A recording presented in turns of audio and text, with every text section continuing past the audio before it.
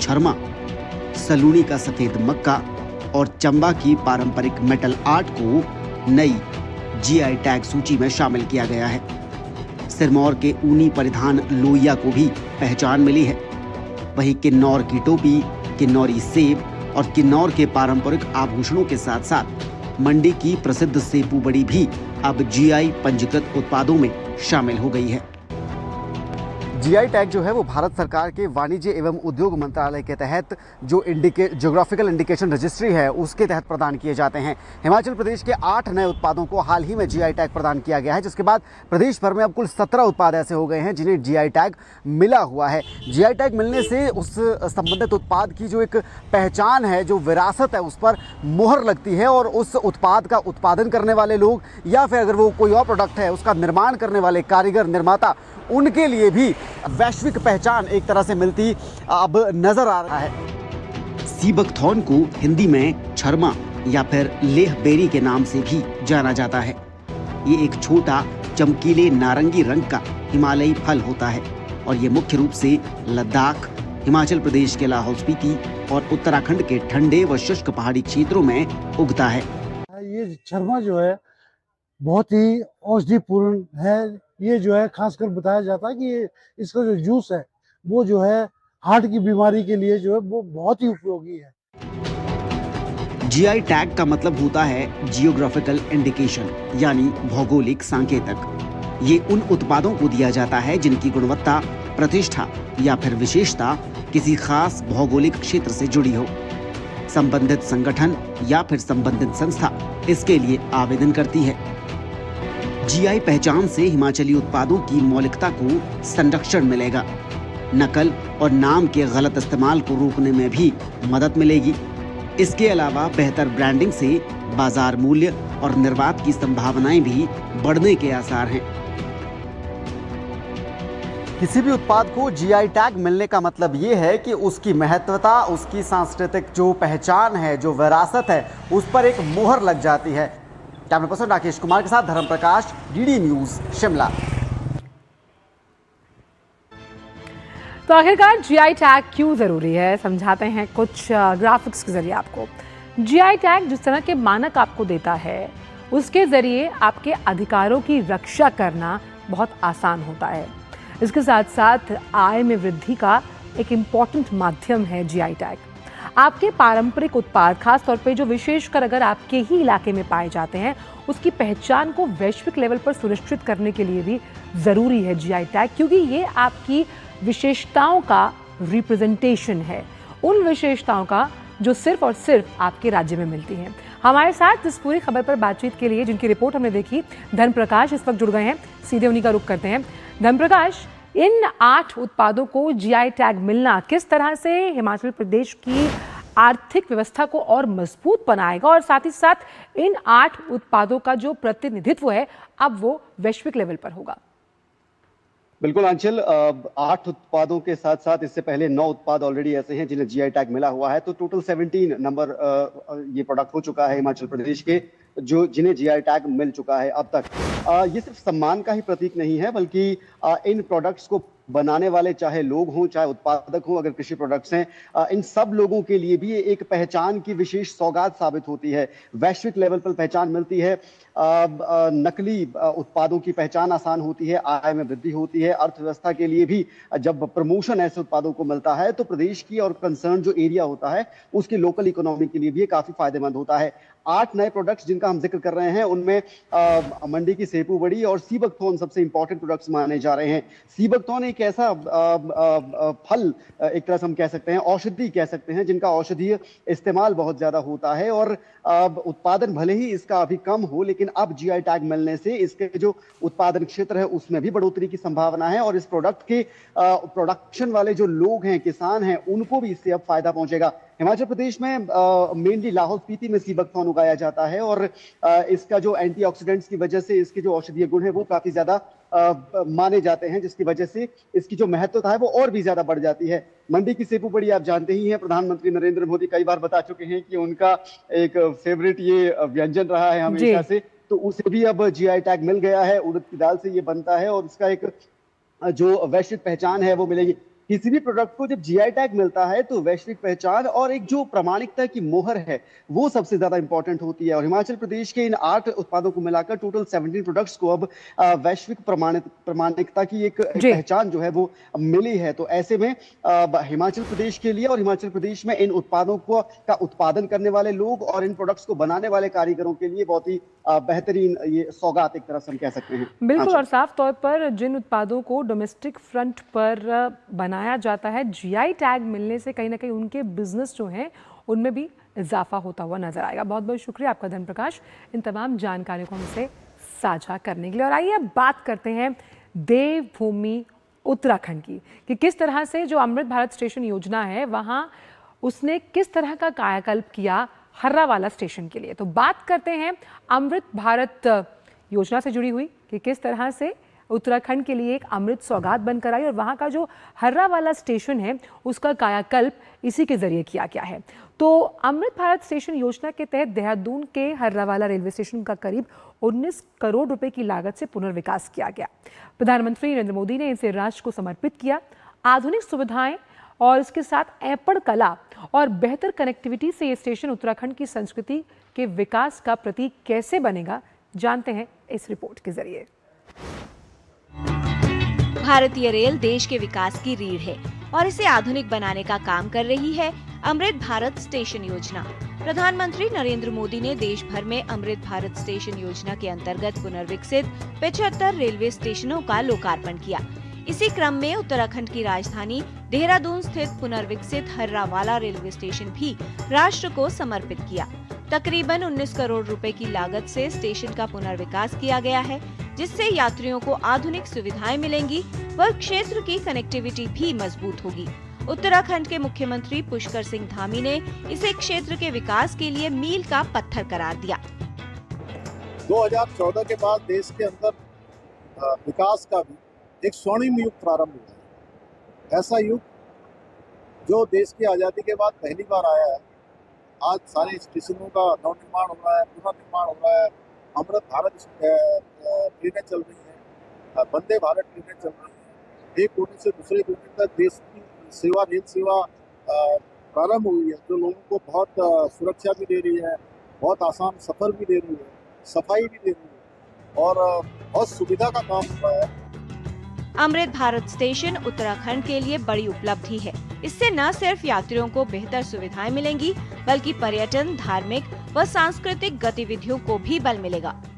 और आज एक खुशी का पल है कि हमारे देश के यशस्वी प्रधानमंत्री मोदी जी के द्वारा 75 अमृत जो रेलवे स्टेशन हैं उनका पुनर्निर्माण किया गया है और आज ये रेलवे स्टेशन बहुत सुंदर तैयार बन के गया। और मेरे लिए तो बहुत ही खुशी की बात है कि हमारी डोईवाला विधानसभा के हर्रावाला में आज इसका विधिवत लोकार्पण हुआ है।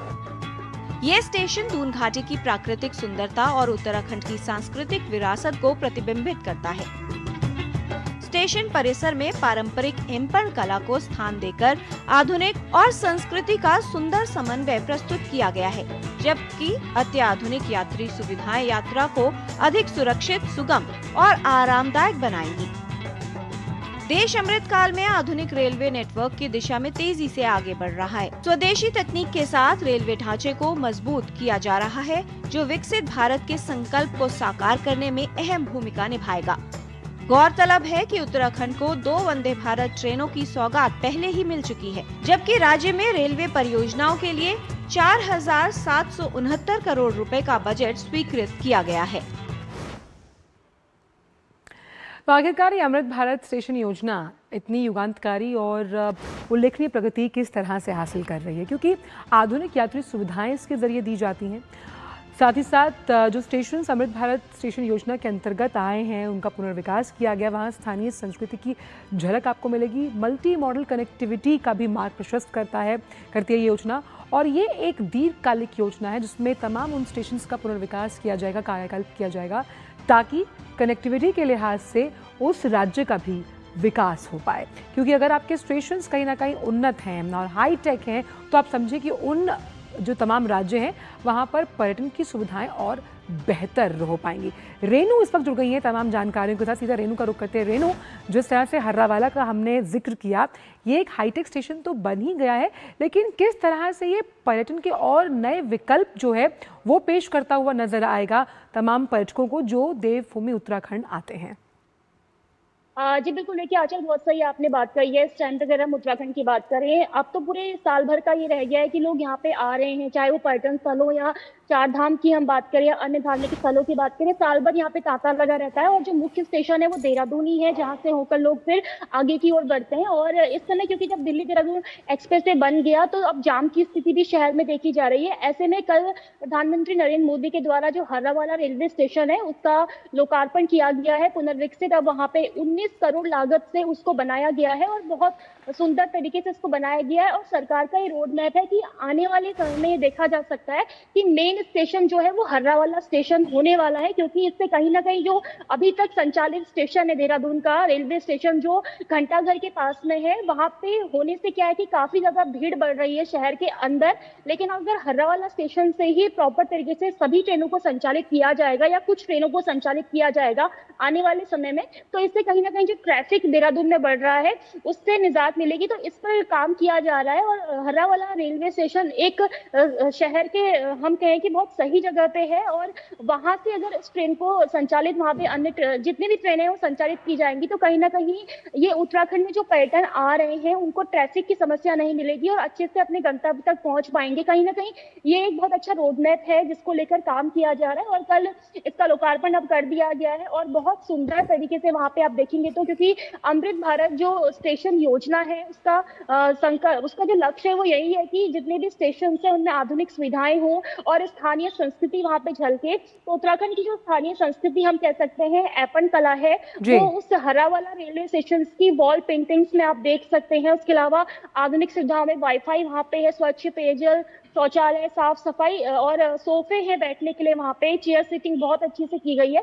तो तमाम व्यवस्थाएं वहाँ पे की गई हैं और 19 करोड़ की लागत से इसको तैयार किया गया है। और आने वाले समय में कहीं ना कहीं जो देहरादून का हर्रावाला रेलवे स्टेशन है वो पर्यटकों के लिए एक मील का पत्थर साबित होगा, क्योंकि वहां से होकर जब वो अपने गंतव्यों की ओर बढ़ेंगे तो उन्हें ट्रैफिक नहीं मिलेगा और आसानी से अपने गंतव्य तक वो पहुंच सकते हैं। तो बहुत अच्छी ये योजना है जिसका कल लोकार्पण किया गया है देहरादून में प्रधानमंत्री नरेंद्र मोदी जी के द्वारा। बिल्कुल, तो विरासत के साथ विकास किस तरह से किया जाता है हर्रावाला स्टेशन, उसी बात का एक बहुत ही बेहतरीन उदाहरण है। बहुत बहुत शुक्रिया आपका रेनू, इन तमाम जानकारियों को हमसे साझा करने के लिए। और वक्त फिलहाल एक छोटे से ब्रेक का, ब्रेक के उस पार आकर हम बात करेंगे कर्नाटका की। जुड़े रहिए वंदे भारत के साथ। पर्यटन केवल घूमने फिरने तक सीमित नहीं, बल्कि संस्कृति, रोजगार और आर्थिक विकास का मजबूत आधार है। प्रधानमंत्री श्री नरेंद्र मोदी की मंशा अनुरूप और मुख्यमंत्री डॉक्टर मोहन यादव के नेतृत्व में मध्य प्रदेश का पर्यटन अब अंतर्राष्ट्रीय स्तर पर नई पहचान बना रहा है। वसुधैव कुटुम्बकम की भावना के साथ मध्य प्रदेश देश विदेश से आने वाले CubeSat developed by Graha Space, flying again as a technology demonstration payload. And from Germany, D-Cubed is testing 2 of its own systems, deployment and suppression technologies built to work in orbit. And there is one more interesting payload that we have is from Cosmoserve Space, and it's flying soft robotic arms along with the OEM stage that will attempt to capture a piece of simulated debris in orbit. That is a very interesting thing that they're attempting indeed. And it stays mounted to Vikram 1 throughout the entire flight. And if it works, it will be the first of its kind to demonstrate this kind of a experiment. And it's an early step to clearing the space debris in general. That's a great initiative, I think. Yes, definitely. And there's 2 more payloads on board, ones that celebrate creativity and India's scientific heritage. The first is Cosmic Bloom, a delicate floral diamond artwork from Cosmos Diamonds. The second is quite something else entirely. It's a micro art, an 18-karat gold rocket crafted by Telangana artist Ajay Kumar Matewada, holding 3 tiny sculptures of Nobel laureate Sir C.V. Raman and visionaries Dr. Vikram Sarabhai and Dr. APJ Abdul Kalam.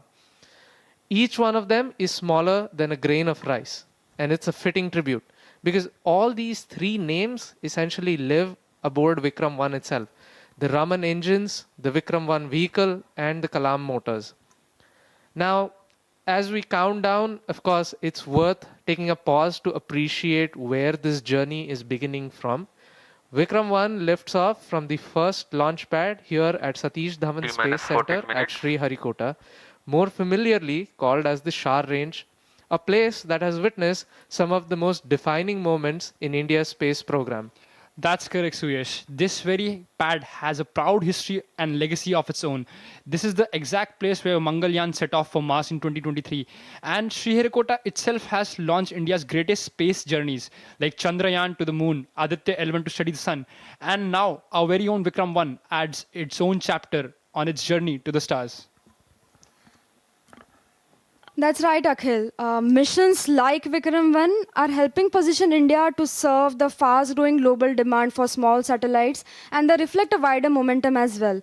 Under national initiatives championed by Honorable Prime Minister Narendra Modi ji, Make in India, Atmanirbhar Bharat, Skill India, this country has been building exactly the kind of indigenous innovation, advanced manufacturing, and high technology skill that a vehicle like this is built on, and which is why today's mission is of utmost national importance. Yeah, and in some of those initiatives that you mentioned, we also have Gati Shakti, which has essentially eased the way we get approvals and get things done. For what could used to take years on end, now is simplified to a matter of minutes just sitting at home. अवश्य, किंतु उस तीव्र गति और तीव्र प्रगति का बड़ा भाग एक महत्वपूर्ण मोड़ से जुड़ा है, जो कि 2020 में ऐतिहासिक अंतरिक्ष नियमों के परिवर्तन के परिणाम स्वरूप जो इन स्पेस संस्थान की स्थापना हुई थी, और इस संस्थान का कार्य शासन तंत्र और निजी अंतरिक्ष क्षेत्र के मध्य एक समर्थ, सुगम और दूरदर्शी सेतु की स्थापना करना था, जो कि काफी कठिन कार्य है। और स्काईरूट जैसी सभी संस्थानों की ये यात्रा को सशक्त और आधार प्रदान करता है। इसीलिए हम इन स्पेस के प्रति हार्दिक कृतज्ञता व्यक्त करते हैं। That's right. We have live on our screens views from the launch gallery where hundreds of students, actually thousands of students, have joined us on this historic mission. These are the people who are the future of our nation, and we encourage them to join us on this journey with us to the stars. Take up projects in future which contribute to the space sector and the national space ecosystems as well. Now that we've explored the significance of today's mission, let's take a closer look at what Vikram 1 is about to do in a few minutes. Of course, Vikram 1 will lift off and ascend vertically from the launch pad before executing a pitch-over maneuver, and from there it will gradually transition into what's known as a gravity turn. That sounds a little counterintuitive, and if the launch vehicle is headed straight to space, then why does the rocket just keep not going straight up? That's a great question, Akhil. While gaining altitude is important, reaching orbit is all about building horizontal velocity. The gravity turn allows the rocket to efficiently accelerate around the Earth rather than simply away from it, using less propellant while achieving the velocity needed for orbit. Event number 104. Yeah, and we've just heard callouts from the Mission Control Center that the automatic launch sequence has been activated. It's one of the preliminary starts to the program and a very important point. At this point, the countdown is now fully automated with hundreds of onboard commands executed in precise sequence, leading us to liftoff. And although the process is entirely automated, I believe the mission teams are closely involved, right? They have to ensure that every system is operating at its nominal health conditions. And correct, Vade, if any one of the many critical parameters that we observe during the entire sequence goes out of its nominal expected bounds, then the rocket smartly aborts the entire sequence and initiates a preloaded set of commands, and that will safeguard the entire vehicle. And then the people stationed at the ground or the engineers can have a closer look. And if the issue can be resolved within the stipulated time, then we'll have the sequence back again and we can go ahead with the launch. Yeah, that's right. This is something very useful to have wherein engineers can resolve faults and understand if there's something that can be quickly fixed, and then we can continue back on ALS. So I think we were just talking about what the rocket does, and once stage 1 powers the vehicle for nearly 100 seconds, something important comes, which is max Q. Right, you're right, Suyash. As the vehicle continues to pitch and accelerate, it approaches one of the most demanding phases of ascent. Nearly 25 seconds into the flight after the gravity turn is max Q, the moment of maximum dynamic pressure. This is when the rocket experiences the greatest aerodynamic loads, a true test of its structural strength and engineering precision. Yeah. So now we're at T minus 9 minutes and we're entering another crucial phase of the launch countdown. The launch team is now carrying out a final series of vehicle health checks and making sure that Vikram 1 is fully prepared for flight. Yeah, as we can see on our screens, one of the most key milestones at this stage has been completed. That is the transition from the external ground power to the rocket's onboard batteries. Up till now, the vehicle has relied on its own ground support systems, but from this point forward, every stage must successfully power itself. And engineers are closely watching the battery performance and electrical health to ensure that this transition is very smooth and every system remains entirely stable. Right, Akhil. With the power transition complete, attention would shift to the rocket steering system. Engineers will now be verifying that the thrust vector control, or the actuators as we call it, the mechanisms which steer the rocket by precisely directing thrust through powered flight. Yeah, and you mentioned these actuators. Essentially, all of our solid rocket motors are equipped with what is known as a flex nozzle control. Sounds like a bit complicated term, but it's quite simple. It's just the nozzle is capable of swinging in two planes, and the way we achieve this motion is by using electromechanical actuators. So you might imagine that this is something very important that we should check. So what engineers do is they perform something known as a null check. Essentially, they currently try to hold the nozzle in a neutral position. And then once that is confirmed, they provide small commands to the nozzle to deflect it. And if the response is deemed to be normal and the position is correct, we can be rest assured that the rocket will obey every command that is issued to it by the guidance computer. All right, live on your screens right now is the Vikram 1 rocket. And for a long time now, we've been looking at these views, and the biggest thing that comes out to our mind is, wow, that's a marvelous piece of engineering. And it's actually rocket science, right? There's a nearly 1,000 systems that need to work in perfect synchrony just to make liftoff happen. And that's 2/3 of all systems on rocket. So 2/3 of all systems on the rocket need to work perfectly to make liftoff happen. And while it's so easy to look at the rocket and be amazed by its beauty, we would like to take a small pause and focus on the fact that behind every bolt, every wire, every line of code that is on the rocket today, it's been built by people. People whose passion, perseverance, and dedication have made this moment possible.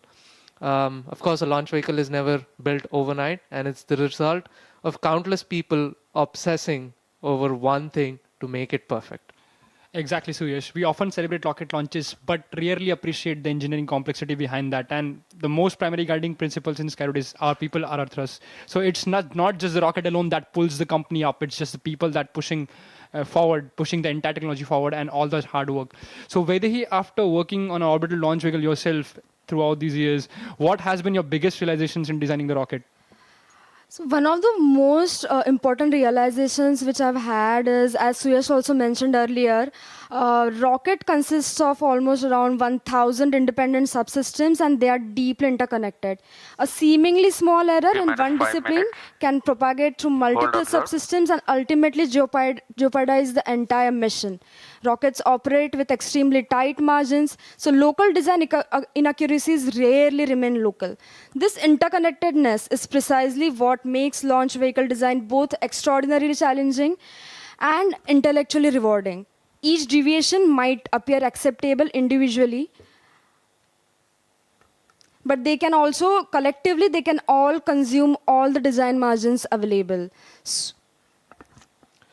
Yeah, so we have a planned hold at this point. As you might see on your screens, the timer is paused at 5 minutes. So we will be checking with the internal teams and we'll get back to you with the countdown shortly.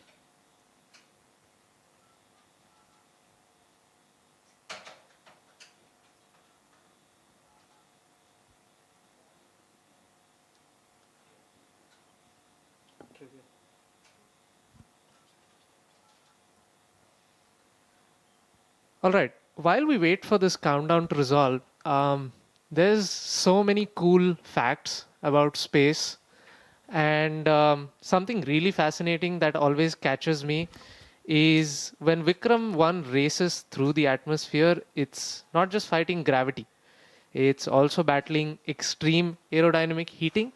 And one thing that's always curious is why is the rocket heating up while it's going up in the atmosphere?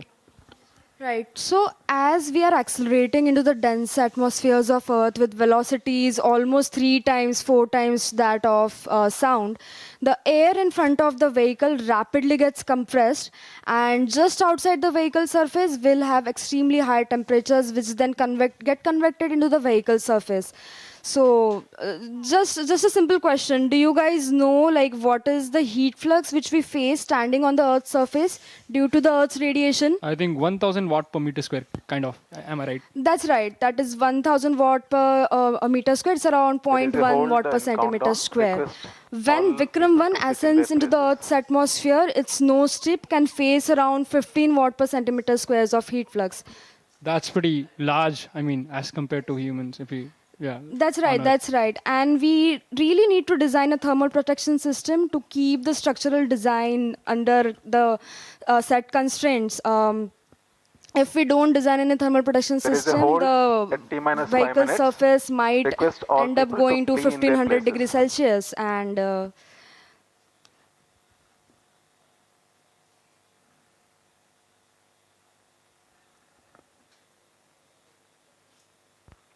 Control to all stations. There is a hold observed at T-5 minutes. All stations are requested to be on standby mode.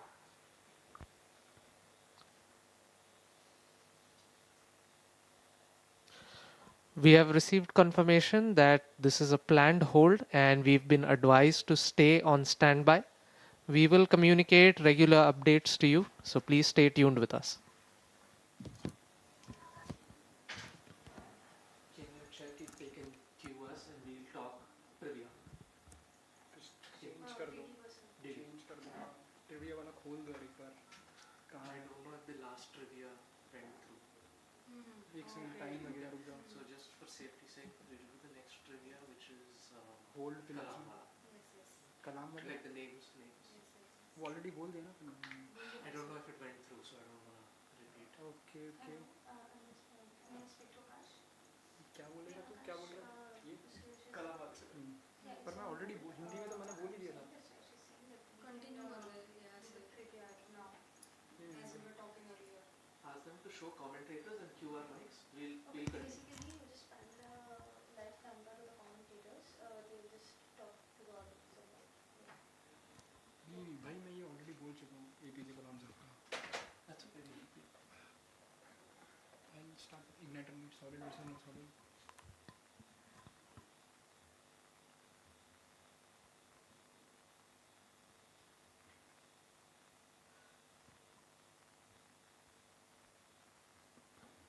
Noise flexing पे बोल दूँ क्या? तू बोल. मैं बोल.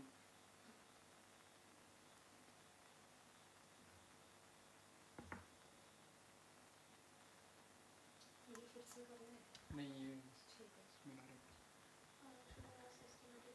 नहीं छोड़ रहा.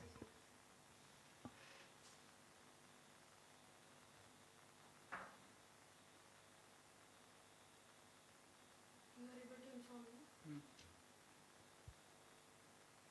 Yes.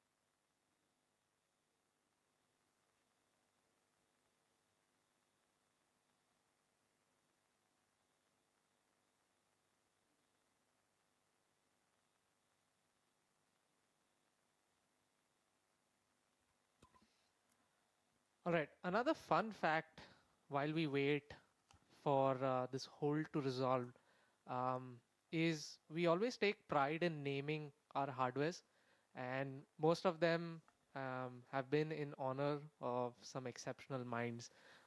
So, Akhil, why don't you tell us about some of our naming conventions? Yeah, I mean, if you can see in the rocket itself, all our rockets and the launch vehicles are named in the honor of Dr. Vikram Sarabhai, the very like father of Indian space program we call him, and all our solid rocket motors, their names are dedicated to Dr.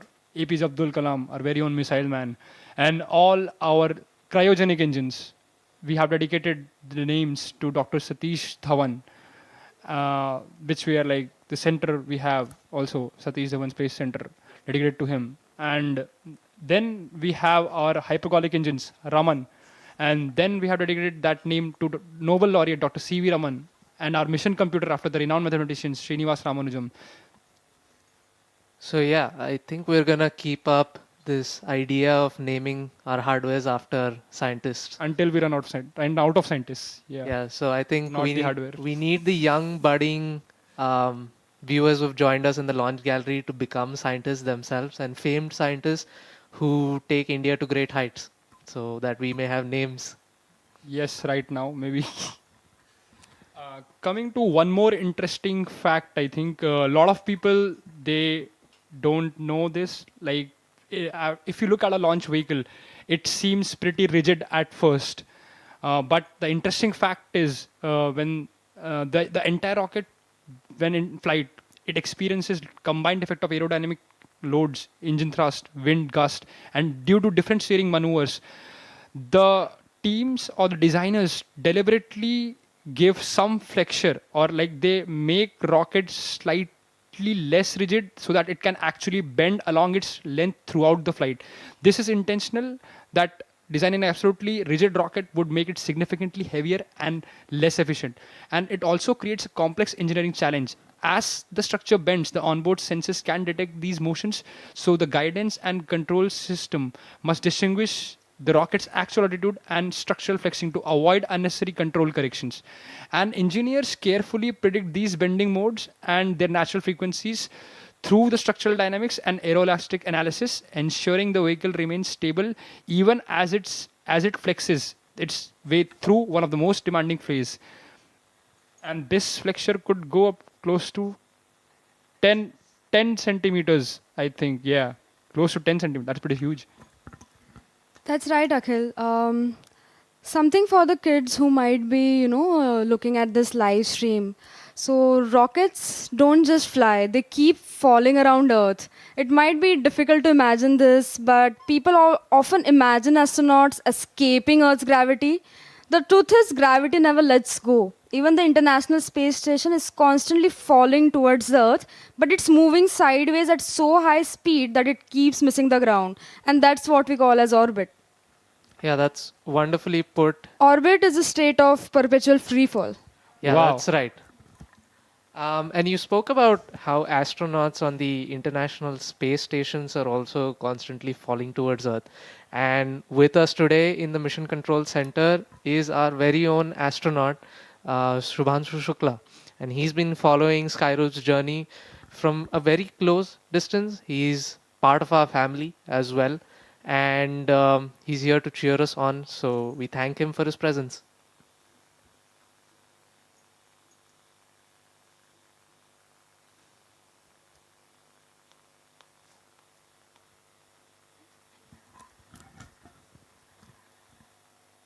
One more interesting fact for our viewers, that rockets get lighter every second. Unlike an airplane, a rocket becomes lighter every second because it continuously burns and throws away propellant. Because in aircrafts we have air-breathing engines, so the oxidizer itself is the air that the turbofan sucks in. But when you have a rocket, you cannot have.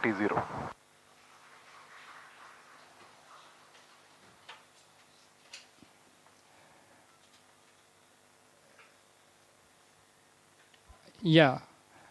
So when we are dealing with rockets, there is no air, outside air can enter and can be utilized for propulsion. So we have to carry our own bottles of oxidizers and fuel. And once the rocket is ignited and it's on its way through the entire flight, the propellant is expelled, and when the stage gets burned out, it's also thrown away or jettisoned. So that is why rocket keeps accelerating, because there is less and less mass to push. That's right, Akhil. A rocket may weigh hundreds of tons on the launch pad. Consider our Vikram 1, it weighs around 45,000 kgs on the launch pad, but nearly 90% of that weight is just propellant. That's really amazing. That structural mass is so less. I mean,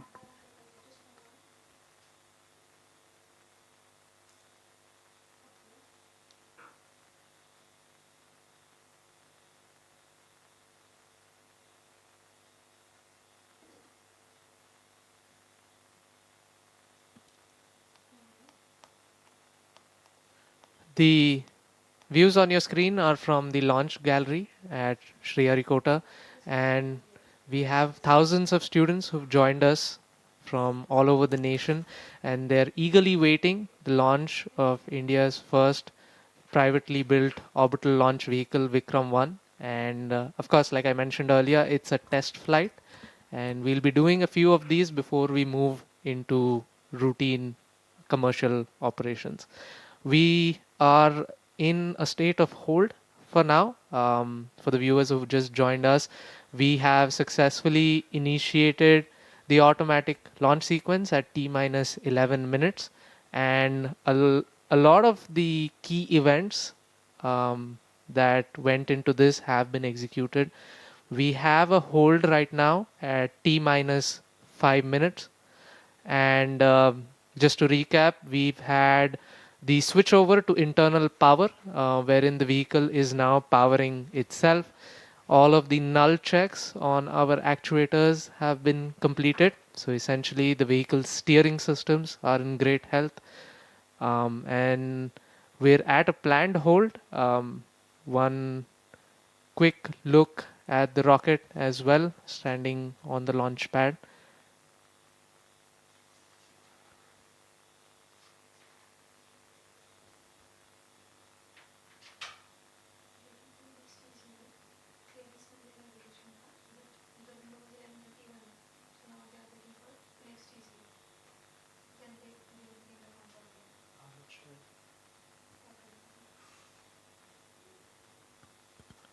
All right, we're getting updates from the mission control teams.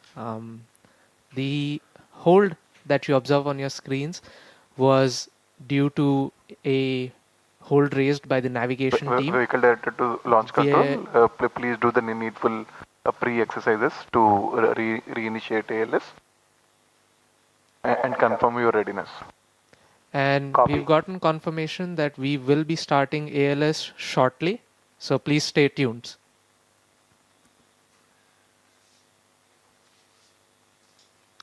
So we had a planned hold, and we've just heard from the mission teams below that we are ready to restart the automatic launch sequence shortly. And just to recap once again, Vikram 1 is on the launch pad. It's ready and eagerly awaiting its first test flight. We've had the initiation of the automatic launch sequence, and through that we've completed the internal power switchover, which means the vehicle is now powering itself using its own batteries. We've also had the null checks been completed, and we're now waiting for the next window to come about for the ALS to restart. So now that we know that the ALS is on hold and soon we'll be back with a new time and the restart of ALS, let's talk about the entire journey of Vikram 1, the mission sequence. Now we know that first 100 seconds of the flight, the stage 1 will power the rocket to the denser layers of the atmosphere, and exactly at an altitude of 53 kilometers at 103 seconds, the stage 1 burnout will happen and the stage separation will initiate. And after that, the stage 2 will ignite and it will power the rocket through the thinner layers of the atmosphere while keeping the same level of acceleration. That is the point. And later on in the stage 2, during the stage 2 burn duration, later half, you have the payload fairing and it separates, and this is the first time when the payload or the satellite is exposed to the atmosphere or to the space, the higher layers of atmosphere, which is exactly nearly close to space. Yeah. Having protected the satellite throughout the ascent, that the fairing's job is done. Yeah, that's right, Akhil. And you mentioned that the PLF or the payload fairing is the portion that essentially protects the satellite from the difficulties of the environment that the rocket goes through. The question then becomes, how do we separate all our stages, right? So we use something which is very unique, and we're very proud of that. In-house to Skyroot, we have the separation teams which have developed a pneumatic ultra-low shock mechanism. And the whole goal of this mechanism is it relays very little shock to the payload itself. So the payloads usually carry very sensitive electronics and instruments. So if you have a shock event come about, it may damage some of the sensitive instruments. So that's why we specifically made it a point to develop this pneumatic ultra-low shock separation mechanism. Like, for the knowledge of our viewers, I would also like to reiterate, most typical rockets, they use pyrocords, which use explosive charge to shear out the bolts and separate or jettison the entire stage, which could be catastrophic for some sensitive payloads. That is very costly and could be like, you might lose some data from the satellite and affect its workability. Control here, go ahead. Definitely. Still external hold mode is coming. Right. Noted. Now, even after the payload fairing has separated, the job isn't done yet, right? The climb is still going on. Stage 3 steps in and it generates quite a large amount of thrust to essentially power the vehicle into orbit. It keeps pushing it to near orbital velocities. And then comes something different, like we talked about earlier. We have the orbital adjustment module that kicks in. And this is the stage that I got to work on very closely. Like I mentioned earlier, it was a team of very ingenious, multidisciplinary members. We had teams from systems, propulsion, dynamics, quality, safety, reliability, CFD, design. I mean, you cannot count these fields on the fingers of your hand, and they all had to work in unison to build this stage. And then once it starts working, it will precisely place all of these satellites into its intended orbit. And you might feel like all of this is happening. There's so many things happening, right? But it's just 16 minutes. That's all it takes. It's so fast, but it seems really long. Like, it took us like 1 hour from the entire bus stand to reach Sriharikota. But as Suyash pointed out, so it's such a, we can say the entire rocket engineering, the complexity, looking at the complexity of it, it's like an entire opera house. You have to be like a soprano. You have to be so perfect. Every system, every individual, and every component should be in tune to engage all the systems at the right moment so that we can have even a small ignition. And now we have Avikram 1, which has close to 1,000 subsystems, and almost 2/3 of it will be utilized just even at liftoff. That's really fascinating. So we've gotten confirmation, and you might see it on your screen shortly as well. The countdown has restarted. We are resetting to T-minus 20 minutes. And we are at T-minus 19 minutes for the information of all our viewers. Other ground stations about the new T0. Please confirm. Control timing in external hold mode. CNC copied. New PGM files shared. Roger. Timing to control timing in external hold mode. Roger.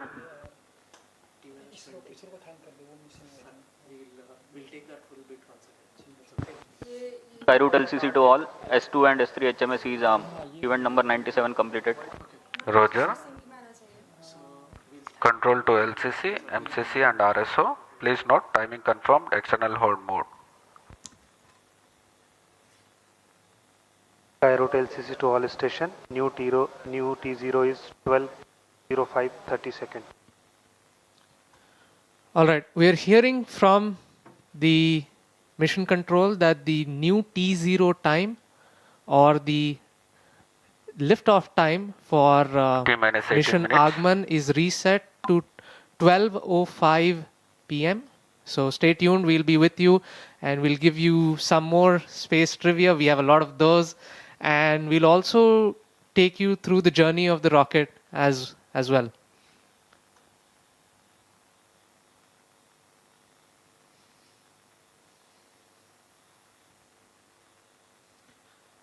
You know, many of the times one of the questions that comes is why space?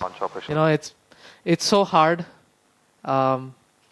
Getting to space is hard enough. Getting to space on the first try is even All harder. stations to note. So if it's so hard, why do it at all? Mission Agman. What does it hold of such huge importance that we want to strive for making to the stars? I mean, if you think about it, all the activities that, happen on Earth, they are connected in some or the other way to space. Space has quietly become a part of our daily life. Every weather forecast, every map that guides us home, every digital payment and long distance call leans on us. It all leans on a satellite somewhere overhead. And I mean, it's like the human curiosity that takes you really farther. And like humans, we actually like complex things. And we just it's not just enough to stay on one planet. And so that's why the man decided to take a decision to set off to some higher horizons. And it is still, after 80-90 years, the complexity still remains so high in space travel. Yeah, and one question that comes about is, how do you make all of that happen? The new launch ISC is 12:05 30 seconds. Right, we've just gotten call out and confirmation that the new T0 is 12:05 p.m. Just as a reiteration to all our viewers. So we were talking about what it takes to make all of these happen, and of course we would like to thank ISRO for all their support, from opening the doors to the Satish Dhawan Space Center, the historic first launch pad, issuing us guidance and helping us with all the nitty-gritty details. They've worked with us day and night on this. They've treated this vehicle as though it were their own, and they're so committed to making sure that mission Agman reaches its intended orbit that they've essentially become a part and parcel of the Skyroute family. They treated the vehicle as their own, as you correctly said, Suyash. Like, they have been involved with us throughout the entire campaign, helped us, and along with ISRO, we would also like to take a pause to thank InSpace, and they have acted as a bridge between the government organization, facilitating all the review meetings, everything, and allowing us access to SHAR, all the policies, all the reforms. So thank you, InSpace, for all the efforts, and thank you for rooting for Skyroute. Yeah, one interesting thing, and this is a personal experience as well. We did Mission Prarambh in November 2022, and believe it or not, the headquarters of InSpace were inaugurated in June 2022. Just 6 months from our first launch. So you might have to imagine that it's just 6 months, and they've had to imagine and they have to write and draft all the policies that are required. They have to make sure that they know how the mission is going to be, regulated. What do we need to do to essentially handhold the space sector, the private space sector? It was very seamless, indeed, very seamless, the way they took all of it. Yeah, very true. It definitely is not an easy job, and they've excelled at it.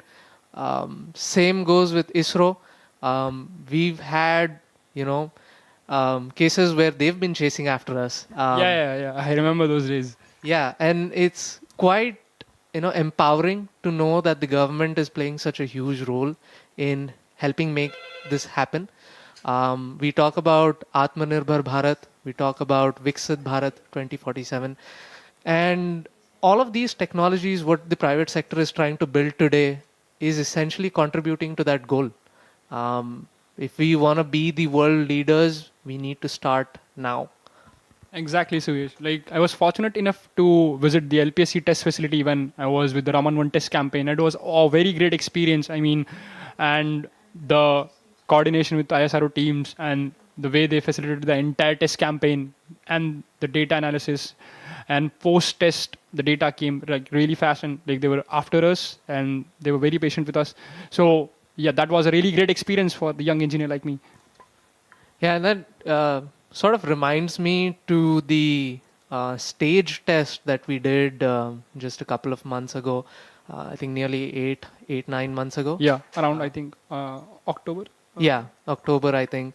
And so that was the test of the orbital adjustment module. It was a all-inclusive test. We had the entire stage. We had all the engines, the thrusters. We had the avionics. We had something quite interesting and melodic as well. We played Sare Jahan Se Acha using the Raman Mini thrusters on the stage, which was something very unique, very captivating to the young minds. Many people did not think that you could play music out of the screeching sounds of 50 Newton Raman Mini thrusters. Again, an opera, I told you, right? Yeah, definitely.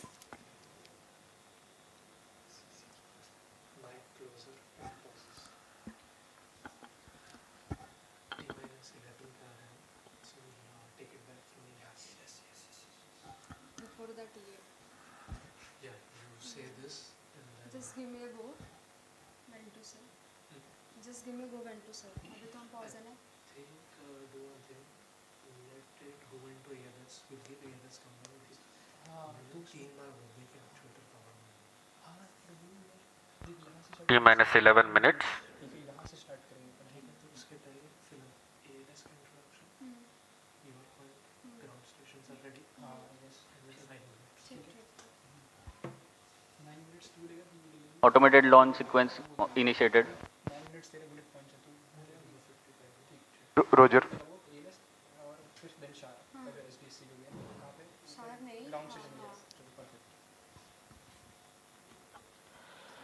All right, we're at T-minus 11 minutes again.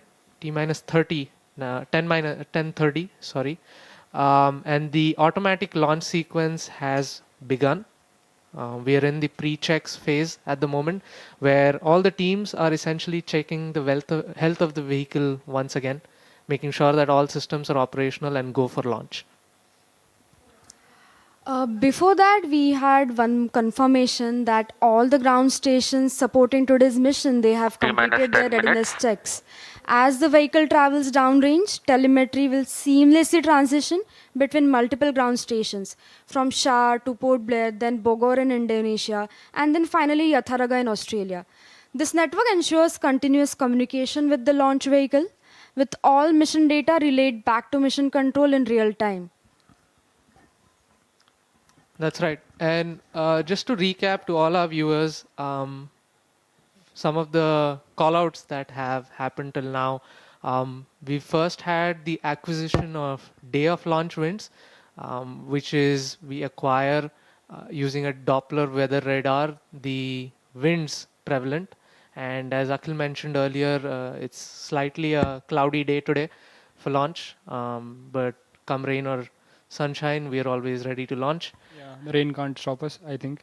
Yeah, and the next thing that we managed to do is, of course, the guidance teams have completed the static navigation profile as well as the gyro compassing of the LINS package.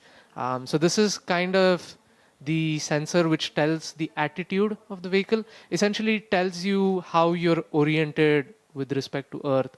And it's something very important that the vehicle has to do. It needs to know where north is and where the direction of gravity is. Post that, like Vede, he just confirmed, we've had all the ground stations. We have 4 ground stations supporting us today. Shar, which is where we are coming to you live from.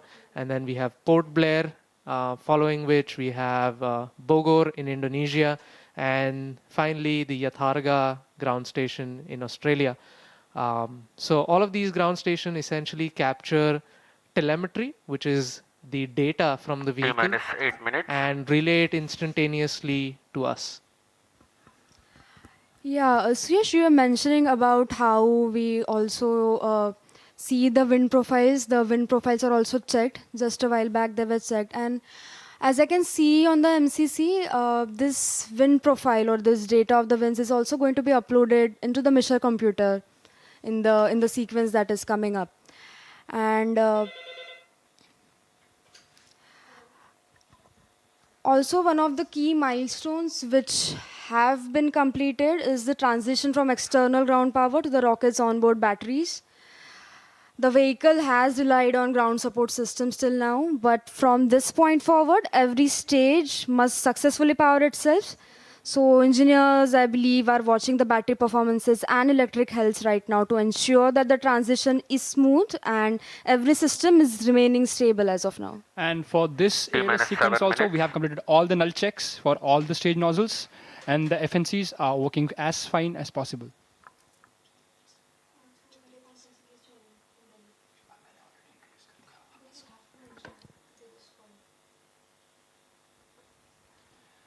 And we are also happy that Dr. Jitendra Singh, Honorable Minister of Space, is joining us live on video call, and he's rooting for Team Skyroot.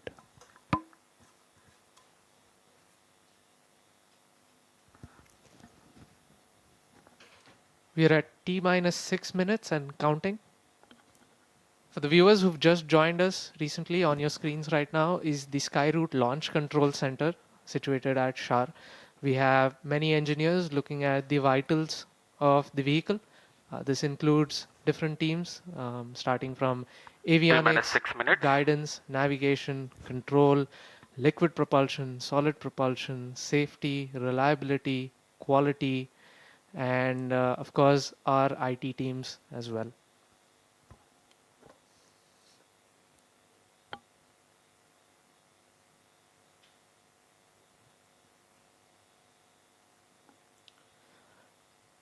One of the things that has also been completed just now is the uploading of the mission computer init files. And that's a funny name of sorts, but it essentially means initialization files. These are essentially files that contain all the requisite parameters to tell the vehicle what it needs to do in the early ascent of flight.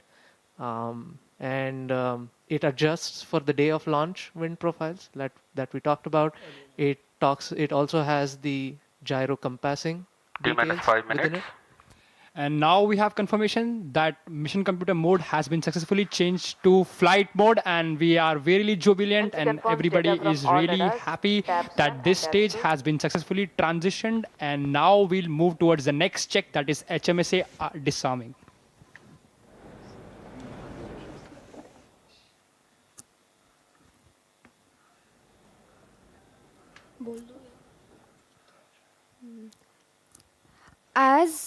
As we enter the final few minutes of countdown, another key safety milestone is underway.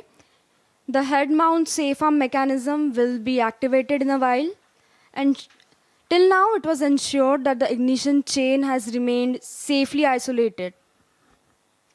That's right, Vaidehi. For the viewers who are very curious for this, the head mount safe arm mechanism, which we refer to as HMSA, is a safety device which is mounted at the head of our solid rocket motors. And the whole job of this device is to safely isolate the pyrotechnics from the rest of the solid grain. And the reason why we do that is for safety, to prevent any accidental ignition from let's say, lightning strikes. We do have a cloudy day today. And of course, we have lightning suppression systems. We have 4 lightning towers on the first launch pad. But there can also be some form of electrical runaway. There can also be static discharge.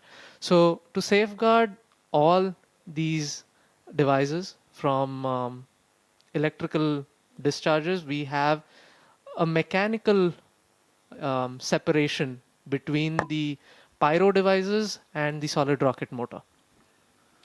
Right, so yes. So till now, the ignition system, it was in a protective, non-firing state, but now it's going to move on to a state wherein once the mission computer gives the ignite command, it can initiate a pyrotechnic chain of events.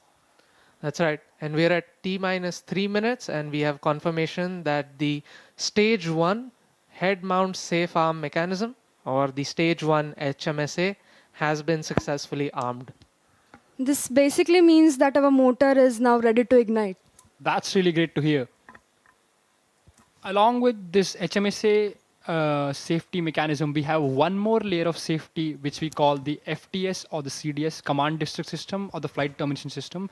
This is utilized when if the vehicle during its flight mode tries to or like deviates from its intended flight trajectory, then the range safety officer can take a call to destruct the vehicle to safeguard the resources around it. T-2 minutes.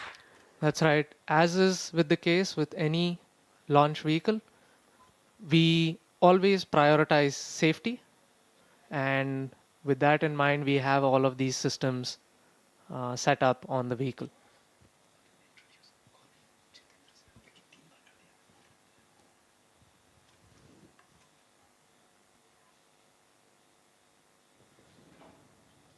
We are now entering to condition the liquid stages on Vikram 1. So the orbital adjustment module is now conditioning itself and preparing for liftoff.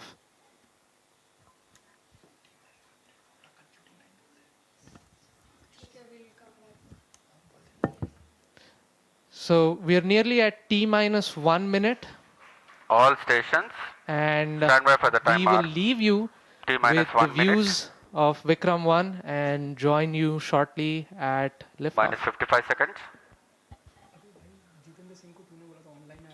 Minus 50 seconds.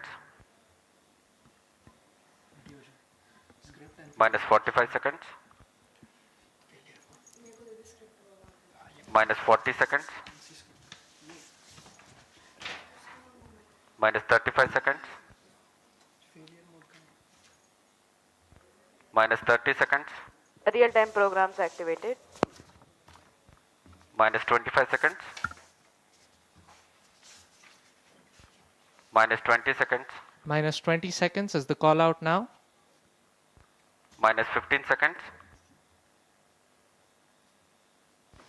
10, 9, 8, 7, 6, 5, 4, 3, 2, 1, 0.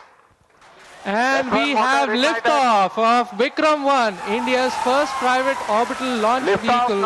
And we have great views coming from the tracking cameras. And isn't this quite something? Vikram 1 ने अपनी उड़ान भरी है। प्रथम चरण का प्रज्वलन प्रारंभ हो चुका है। विक्रम 1 ने प्रक्षेपण पथ को लांघकर आकाश को भेदने का निर्णय ले लिया है, एक ब्रह्मास्त्र की तरह। That's very true, Suyash and Akhil. I am awestruck at the sheer power that stage 1 is producing. With this, we have two of our major prime mission objectives completed, which was successful ignition and safe tower clearance. That's right, and we're coming up on max Q now, which is the period of maximum aerodynamic pressure, where the vehicle faces its largest aerodynamic loads as it flies through this zone at Mach 1.5 at an altitude of nearly 9 kilometers. Vikram 1 ने सफलतापूर्वक max क्षेत्र पार कर लिया है और दल दल काफी उत्साहित है इस समय और विक्रम 1 प्रथम चरण के आगे बढ़ रहा है और हमें श्रीहरिकोटा व पोर्ट ब्लेयर पृथ्वी स्टेशन से मजबूत दूर संकेत मिल रहे हैं, जो बहुत ही अच्छी खबर है। That's right. We are at a downrange distance of 22 kilometers. with an altitude of 34 kilometers. And on your screens right now are excellent onboard camera views from the vehicle. And we can also see quite nominal chamber pressure values on the MCC screen.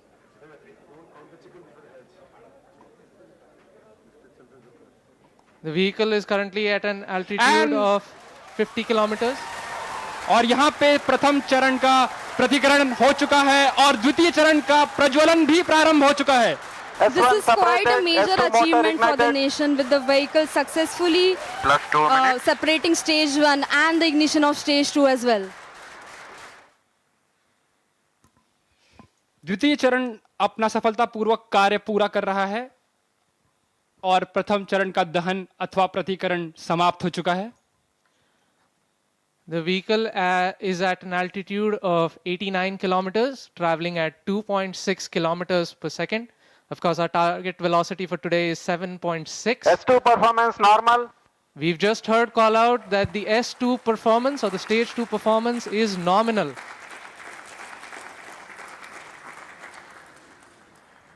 ये एक ऐतिहासिक क्षण है पूरे भारत और निजी अंतरिक्ष यात्रा का. This vehicle has crossed 100 kilometers of altitude, which is the notion of edge of space, and we have reached space, guys. Congratulations, Vikram 1 is in space. हमारा यान अंतरिक्ष तक पहुंच चुका है. And we've had callouts of separation of the payload fairing. We have successful payload fairing separation.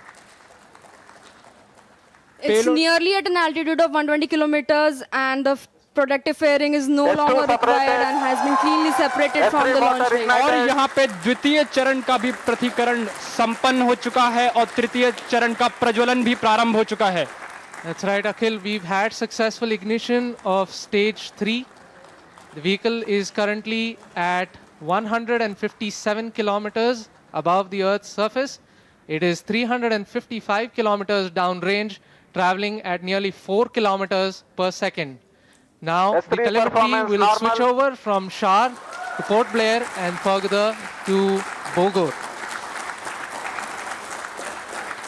अब यान अपनी अंतरिक्ष यात्रा पर निकल चुका है. तृतीय चरण का प्रज्वलन चालू है और उस +4 minutes की प्रतिक्रिया नियमित रूप से चल रही है. And as you can see on your screens, we have near exact following of the intended trajectory. The two lines on your screen essentially indicate the current performance of the vehicle, and it closely matches with prediction. This is on your screen on board from stage 3. What you see is the rocket plume and the nozzle, and Earth, our home. What a beautiful view. क्या सुंदर दृश्य है हमारी पृथ्वी का. S3 performance normal. और तृतीय चरण का परफॉर्मेंस अब नॉर्मल है, या कि सामान्य रूप से तृतीय चरण का संचालन प्रारंभ हो चुका है और चल रहा है. That's right. We've had call out that the stage 3 performance is nominal. +5 minutes. So stage 3 has a propellant loading of 2.5 tons, and we've had burnout of the stage 3 motor as planned at S3 plus 5 minutes. Yes, we've gotten confirmation that S3 has burnt out, and now we're entering a planned coast period, something that lasts for 140 seconds, in which it's called as combined coasting is normal. Right, so we've got call out that the combined coast is nominal. This will last for roughly 140 seconds, where stage 3 is not producing thrust, but it's connected to the vehicle and it's going to coast as a single body. All of this is done to manage the altitude of the vehicle and also control where the stage will re-enter the Earth's atmosphere before splashing in international waters in a safe and planned manner. And jubilant views from the Launch Control Center, where the teams are extremely elated and excited. और mission नियंत्रण केंद्र और launch नियंत्रण केंद्र से आपको दृश्य दिखाई दे रहे हैं. सभी यान परीक्षण दल अत्यंत ही प्रसन्न हैं और यहाँ पर जो प्रसंग है वो एक उत्सव का प्रसंग बन चुका है, एक ऐतिहासिक क्षण भारत के निजी अंतरिक्ष उड़ान का। विक्रम-1 यान अब अंतरिक्ष में स्थापित हो चुका है। तृतीय चरण अब अपने कोस्ट फेज पे है और ये कोस्ट फेज अभी आप कैमरा व्यूज देख सकते हैं अपने प्रक्षेपण पर्दों या मोबाइल स्क्रीन्स पर, जहां पे आपको धरती का एक सुंदर दृश्य दिखाई दे रहा है। As we can see on our screens right now, it's really amazing to see that Vikram-1 as of now is going along its intended trajectory exactly as expected. Our plots are really overlapping. The predicted velocities and the current flight velocities are exactly matching. And aren't you guys speechless right now? I mean, yeah, मेरे पास शब्द ही नहीं है, मतलब ये मैं निशब्द हो चुका हूँ. That's right. We are approaching another point wherein S3 will separate. S3 is separated. और तृतीय चरण का प्रतिकरण भी हो चुका है. And you see wonderful views of S3 separating.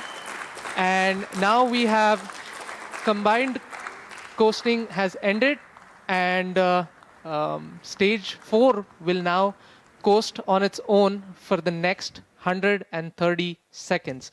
So stage 4 will now fly on its own, essentially,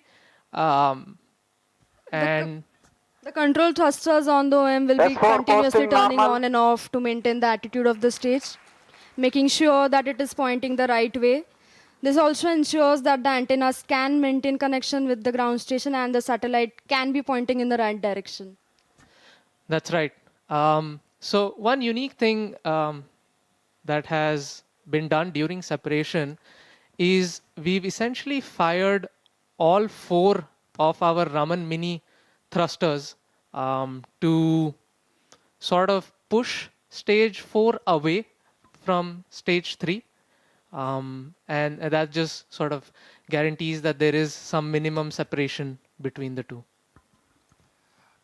अब आने वाला जो चरण है वो द्रव्य प्रणोदन पर आधारित होगा, जिसको हम कक्षा स्थापन या समायोजन खंड ऑर्बिट एडजस्टमेंट मॉड्यूल के नाम से भी जानते हैं, जिसमें द्रव्य प्रणोदन की अवस्थाओं से संचालन होगा जो मोनोमिथाइल हाइड्रोजीन और डाइनाइट्रोजन टाइट्राऑक्साइड पे आधारित है। उसके साथ यान के घूर्णी नियंत्रण के लिए, जिसे कंट्रोल थ्रस्टर्स कहते हैं हम लोग, उन रामन मिनी 50 न्यूटन, वो भी मोनोमिथाइल हाइड्रोजीन और डाइनाइट्रोजन टेट्रा ऑक्साइड पर ही आधारित है। उसके अंतर्गत हमारे पास छोटे कोल्ड गैस थ्रस्टर्स जो कि नाइट्रोजन गैस पर आधारित हैं, वो भी कक्षा समायोजन खंड पे स्थित हैं। S4 ignited. And we've heard call out that S4 or stage 4 has ignited successfully. और चतुर्थ और अंतिम चरण का भी प्रज्वलन हो चुका है। The liquid engine has come alive over 400 kilometers above the Earth, beginning a burn that will last for more than 6 minutes. During this phase, the vehicle will steadily accelerate from about 6.68 kilometers per second to nearly 7.64 kilometers per second, delivering the precise velocity needed to achieve its planned 450 by 450 kilometers circular low Earth orbit at a 60-degree inclination.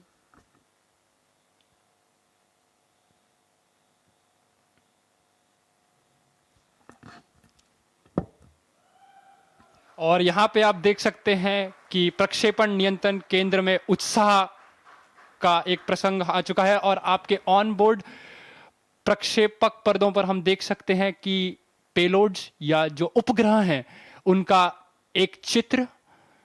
यहाँ पे सारे उपग्रह अपने स्थान पर स्थित हैं। That's right, Akhil.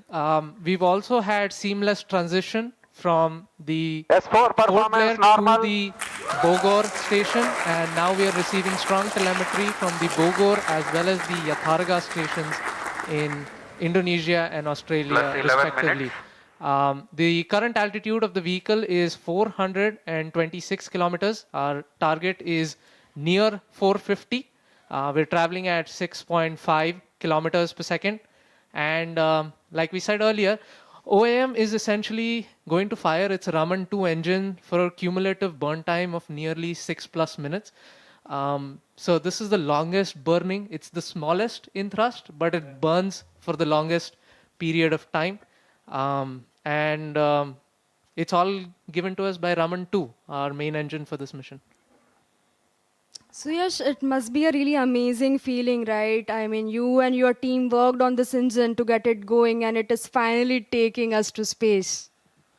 Yeah, it's a feeling that's really hard to describe. Me and my team, we worked on this engine to get it going, and it's finally taking us to space. This engine wasn't an easy design. Raman 2 generates 1500 newtons of thrust, and it employs 3 different types of cooling. As if one wasn't enough, we had to put in 3. So we have regenerative cooling, then we have radiative cooling, and we have film cooling. And all 3 of these need to work seamlessly in sync to deliver this phenomenal outcome. So I'm kind of glued to the screens right now. You might just see me peeking over to try to see what the chamber pressure, what the thrust, and what the temperatures are like. But I think I might have to hold for a bit and look at that data in a little while.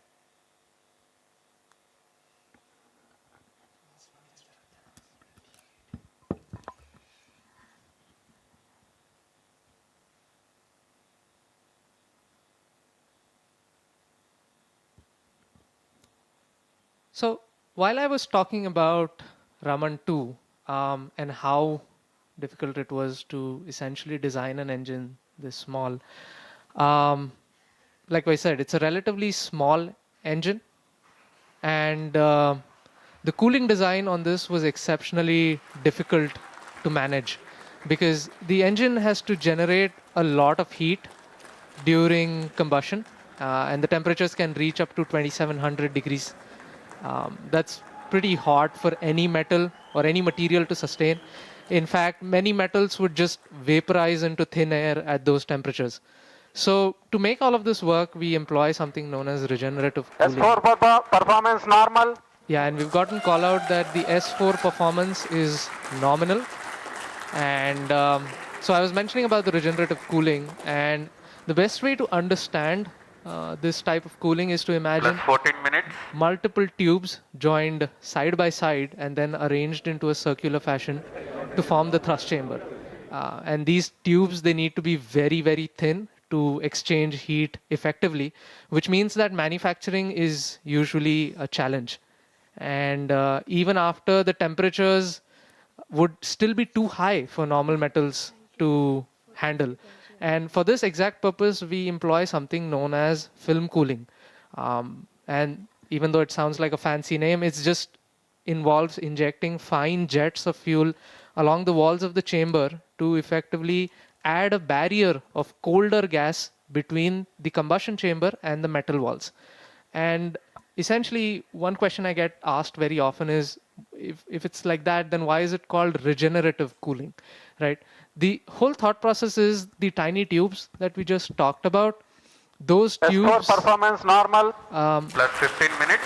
और यहाँ पर हमको mission नियंत्रण केंद्र संकेत मिल रहे हैं कि चतुर्थ चरण का भी परफॉर्मेंस सामान्य है और अभी यान 450 किलोमीटर की ऊंचाई तक पहुंच चुका है जो कि उसका निर्धारित कक्षा है और कोस्ट फेज प्रारंभ है।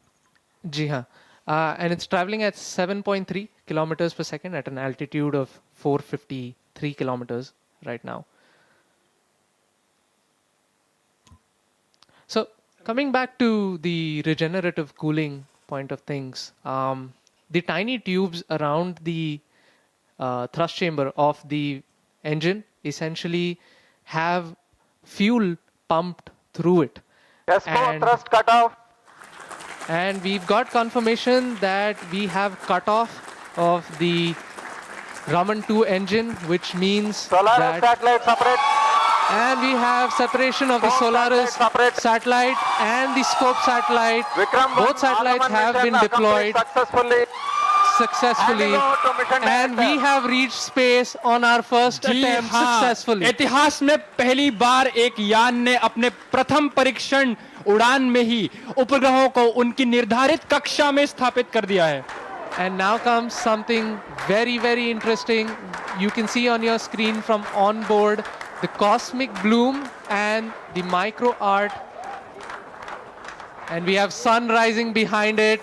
It is the dawn of a new space era. ये एक नए अंतरिक्ष युग का प्रारंभ है. सूर्य के किरण ने ये प्रकाशित कर दिया है. Skyroot has actually completely redefined orbital flights, I guess, forever. Yes, अवश्य. ये कथन बिल्कुल +17 minutes. So right now we are awaiting the Cosmoser satellite to Vikram perform. 1 Agaman mission is a grand success. And we've heard call out from the mission director that the Agaman mission is a grand success. सफलतापूर्वक प्रथम mission आगमन ने इतिहास के पन्नों में अपना नाम अंकित कर दिया है. Hello space, we have arrived.